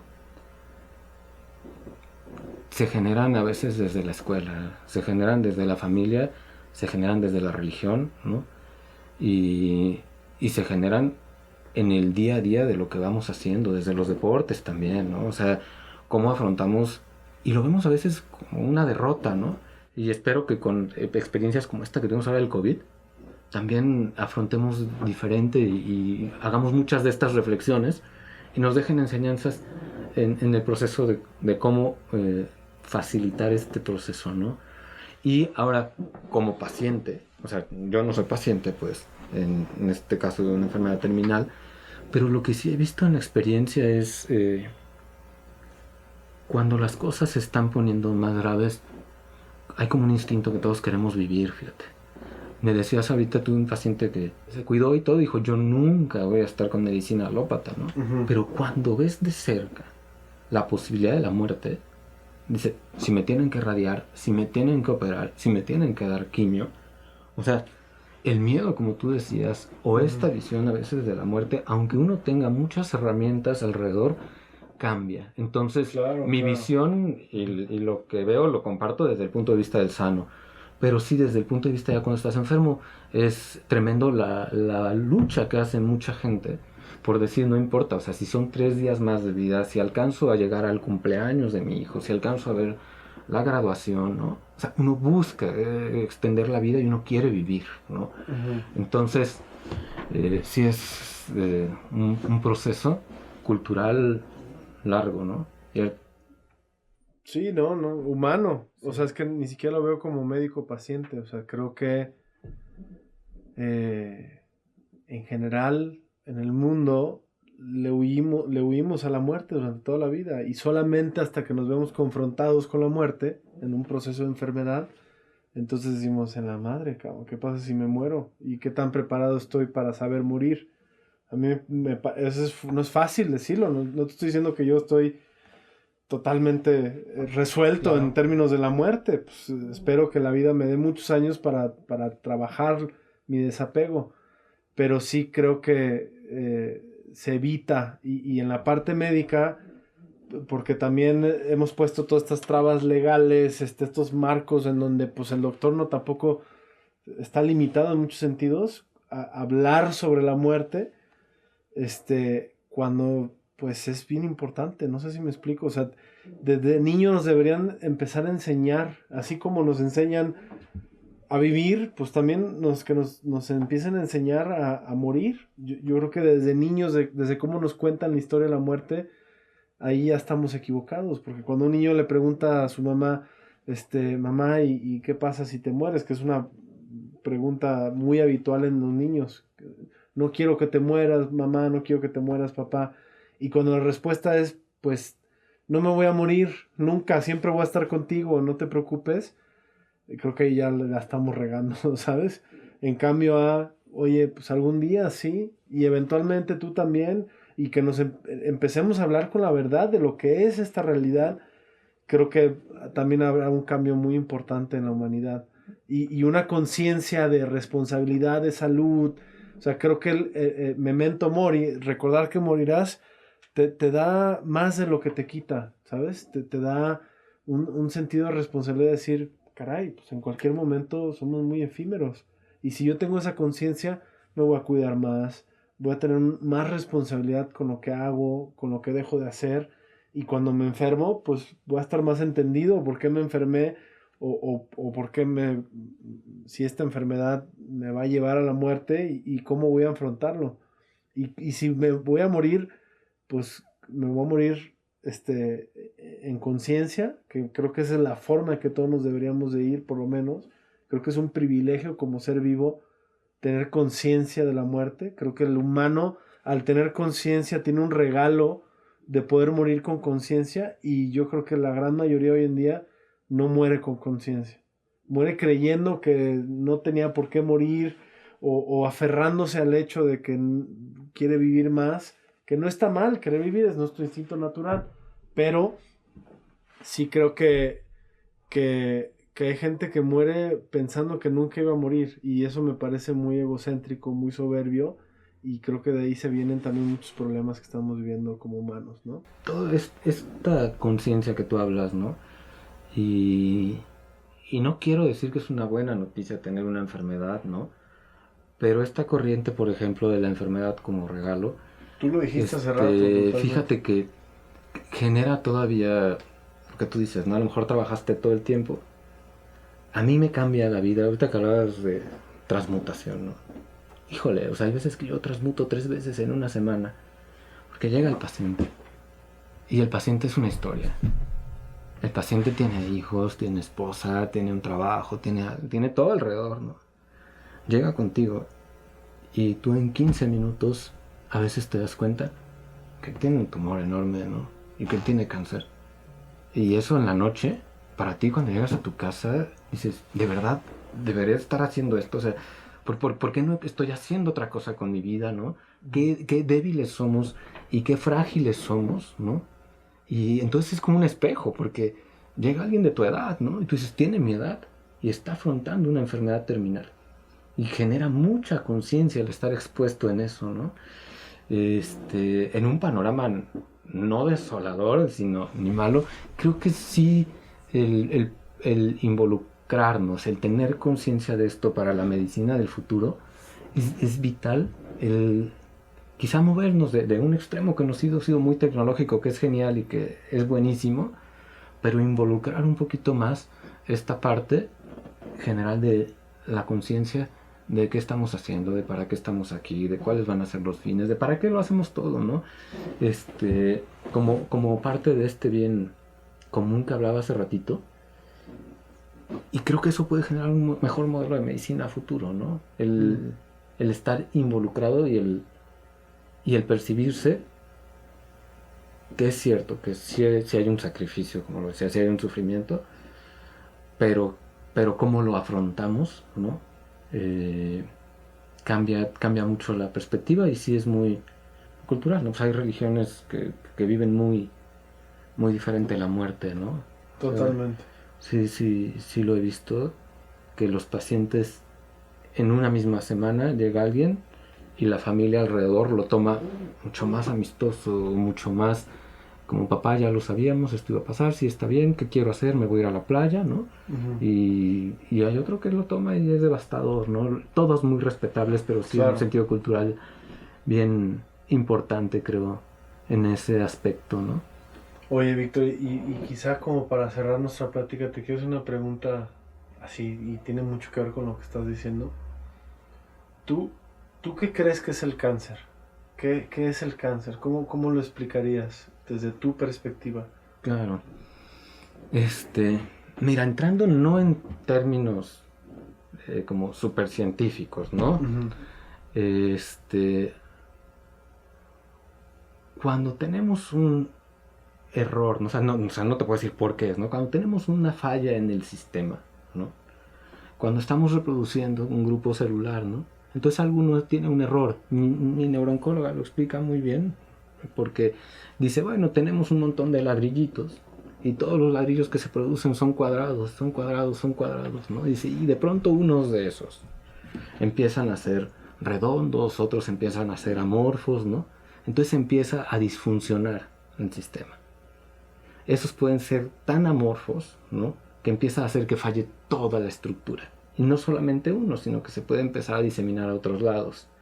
Vamos, claro, sé que esa es como una explicación muy infantil, ¿no? Uh-huh. Realmente tenemos ya mecanismos genéticos, moleculares, ¿no? ¿Qué parte del DNA es la que se daña?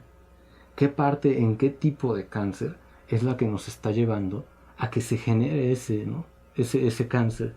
Y las terapias que estamos haciendo alrededor son cómo vamos a ir a esa causa, ¿no? Y cómo con la nueva tecnología podemos identificarla. Y ahora tumores cerebrales, por ejemplo, que antes no podíamos tratar, esto que hablas del futuro, tenemos algo que se llama medicina de precisión. Y es como una vez identificando esa codeleción o identificando esa mutación que estaba fallando, podemos cambiar por completo el paradigma de cómo lo tratamos, ¿no? La medicina de precisión lo que nos va a hablar es si tú respondes mejor a este tipo de tratamiento oncológico, a tal fármaco, ¿no? Y tener como si fuera una base de datos enorme, ¿no? De todas las posibilidades que existen, hacer los test, ¿no? Y decir, a ti, esta es la medicina que te puede funcionar más, ¿no? O incluso si en algún momento, que también ya existe, meterlo en un virus, llevar el virus ahí, para que entonces cambie y altere ese mecanismo genético que está afectado. No sé si lo dije médicamente o si estuvo explicado un poquito más coloquial, pero esta parte va a ser impresionante, porque ya no es como una parte del futuro, no, lo tenemos. Y podemos, esos cambios son los cambios que no impactan en un paciente, en 2 pacientes, en 3 pacientes, ¿no? En estar buscando estos targets, a donde van nuestros medicamentos o nuestros tratamientos, y hacemos cosas a veces muy burdas, fíjate, o sea, yo al final me considero en esta parte de un sanador artesano, ¿no? Porque yo me meto y de pronto es cierto, con las manos estamos quitando cosas, quitando un tumor. Hay veces que uno dice, híjole, de verdad, en estas épocas tan avanzadas en tecnología, seguimos abriendo cabezas, ¿no? Quitando un pedazo de hueso y sacando un tumor, ¿no? Con las manos, o sea, con instrumentos finos, pero al final de cuentas es un proceso muy artesanal, ¿no? Cada vez hay más elementos, ¿no? Para poder hacerlo sin esto. Y no me refiero solamente a la radiocirugía, que es muy común, porque al final, pues, la verdad es lesionar también, ¿no? No, mecanismos todavía que desde el interior, ¿no? No solo desde la célula, sino desde el DNA, tener medicina y cómo identificarlo para los diferentes. Pensábamos que todo el paciente que tenía cáncer pulmonar era lo mismo, ¿no? O pensábamos que todos los que tenían esta lesión en el cerebro, lo veíamos al microscopio y otra vez en un proceso muy artesanal, pues en el microscopio un patólogo identificaba todo. Ese paradigma está cambiando por completo. Imagínate la diferencia interobservador en un neuropatólogo, o sea, alguien que nada más se dedica a ver tumores del cerebro, entre un tumor de un grado y otro, llegaba a ser del 40%. Es decir, si yo juntaba 10 expertos, 4 decían que era grado 3 y 6 decían que era grado 4. O sea, y con eso tratábamos al paciente. Ahora estas muestras las hacemos, las mandamos, ¿no?, a otros centros, ¿no?, que tienen la tecnología para bajarlo, ¿no?, y darle el tratamiento al paciente. Y ahora sí, ¿no?, tomar una decisión más informada en, oye, si te doy este medicamento, puede ser que, por estadísticas, que tu sobrevida sea de tanto, ¿no? Oye, no sé, a lo mejor no me vale la pena, pero si dices, salió con esta mutación o con esta coagulación, este medicamento nos puede llevar a que vivas muchísimos más años, pues, ¿no? O sea, a que la enfermedad no impacte. Esto que llamamos medicina de precisión tiene mucho que ver con lo que tú comentabas. Ya ves esta chava que se hizo muy famosa, que al final de cuentas no se logró su experimento, no se logró, fue un fraude, que con una sola muestra podía identificar muchísimas enfermedades. El que no lo hayan logrado no significa que no lo vayamos a lograr. El que estemos con este paradigma que yo, para tener un diagnóstico certero tuyo, tengo que tomar una muestra, se va a mover. O sea, todo esto estamos ya a biopsias líquidas, a poder identificar con una muestra de sangre después si tu tumor cerebral es, qué codeleción tiene, qué mutación tiene. Para allá van las cosas, a lo que tú decías, que llegues y que en poco tiempo podamos tener diagnósticos mucho más certeros. La idea está, la gente trabajándolo está, ¿no? Hay gente mexicana, hay gente de todos lados generándolo, ¿no? Y esa parte va a ser esa parte es la que nos tiene aquí motivados haciendo las cosas, ¿no? Digo, decía García Márquez, tú que lo decías en uno de sus libros, abre diciendo, ¿no?, que el primer error del cirujano era tener un bisturí. O sea, decía, qué bruta era esa parte, ¿no?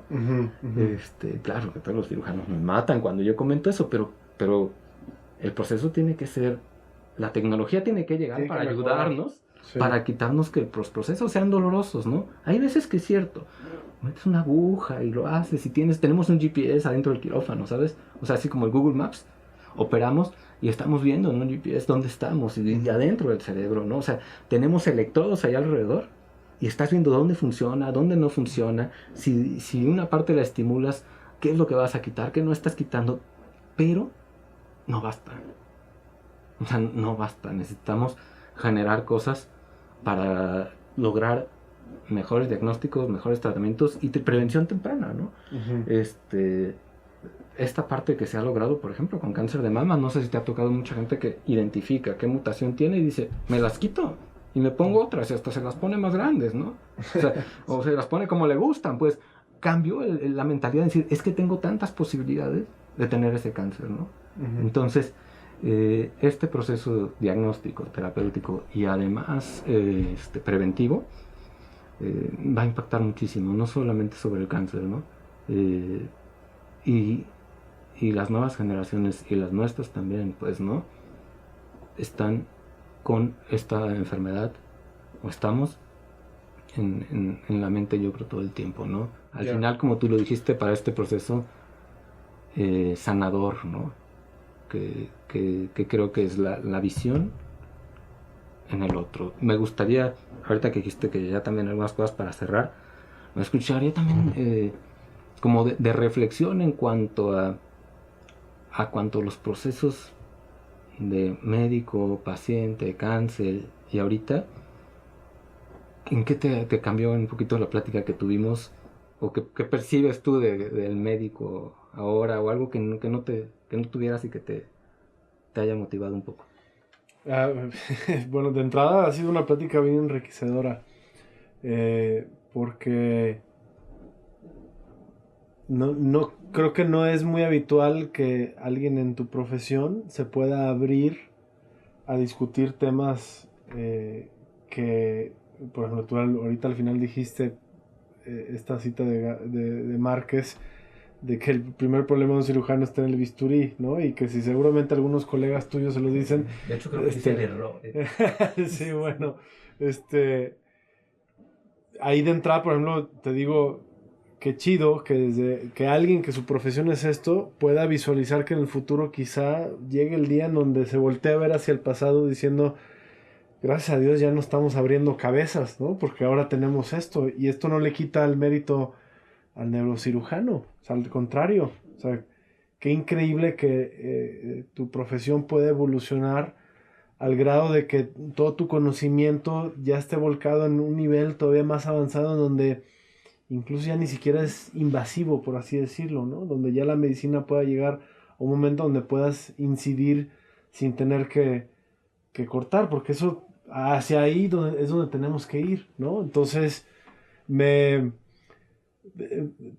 te digo que como que de repente me gusta polarizar, porque creo que a través, como tú dijiste hace rato, de la polarización es donde uno puede tomar perspectivas y quizá de repente es muy importante recordar que hay gente como tú y como los colegas que mencionaste que pues, suenan gente muy apasionada y buscando, y me gusta que estés abierto a la posibilidad de que las ideas de diferentes personas que no tienen nada que ver con la medicina pueden enriquecer la salud o la profesión del médico. Te reconozco que me encanta escuchar a alguien que le toca lidiar con temas fuertes de salud, como puede ser un tumor o procesos terminales o paliativos de un paciente, y que pueda ver con esperanza y con entusiasmo la combinación de diferentes perspectivas para generar un mejor, digamos, una mejor forma de hacer las cosas, me parece muy enriquecedor. Y te lo agradezco. No. Yo te agradezco mucho, sabes que me voy mucho con esta parte de el generar conciencia, ¿no? Creo que ahorita que se hace la muerte, la película esta creo que es de Pixar o de Disney, que es un saxofonista, ¿no? Soul. Es Soul, ¿no? Y de Sí. también cómo es esta visión de la muerte. A veces el impacto que puede llegar a tener eso, por ejemplo, para la educación en cómo se ve la muerte, ¿no? Es muy importante, ¿no? Y quizá nosotros, cuando tú hablas de multidisciplinaridad, yo siempre pienso en todo el equipo que trabajamos. De verdad es que es gente maravillosa cuando encuentras gente con quien trabajar y que ves que su visión es ayudar al paciente. normalmente yo no pienso en meter a alguien que no es médico. Pues entonces todos a veces tenemos cosas que las vemos desde la misma perspectiva, ¿no? Entonces esta parte que ahorita me dijiste, ¿no? ¿Cómo se hace? Pues concientizas y la multidisciplinaridad no implica que sea eso, o sea, no es traer gente que es de otras cosas, de otras áreas, ¿no? En que vean otra perspectiva, porque uno está centrado en problemas que a lo mejor no es el problema del paciente. Lo que tú decías, ¿no? Al final el mejor médico es el que tú percibes que te está cuidando, en el que le tienes confianza, ¿no? Y los médicos a veces estamos perdidos pensando en cómo descubrir el hilo negro y no logramos ese acercamiento, que para mí era muy importante traer ese mensaje de los invisibles que dice el paciente, ¿no? O sea, más que hablar de cosas técnicas, sino de cómo vemos, ¿no? O sea, cómo generamos que el paciente que va a trabajar en una empresa no lo corran, ¿no? Que el paciente, o sea, este tema de inclusión, de generar esa conciencia, que es un muy buen, muy buena idea que abras ese espacio en divulgar, ¿no? Temas que pueden trascender por medio de la palabra, ¿no? Entonces te agradezco un montón la invitación. Espero onda, que haya enriquecido en algo. Muchísimo. Y pues bueno, fue muy buena te aprecio charla. mucho. Te agradezco. Igualmente. Ha sido una charla transmutadora. También para mí. Qué buena onda. Gracias por escuchar este episodio de Transmutando. ¿Qué piensas de los temas que discutimos? Nos encantaría saber cuáles son tus comentarios. Comenta nuestros videos y comparte. Si no estás suscrito, ahora es una gran oportunidad para hacerlo. Cada semana tenemos un episodio nuevo. Al suscribirte estarás enterado de todos los estrenos y, por supuesto, si nos dejas un like, estaremos muy agradecidos contigo. Gracias de nuevo por escucharnos.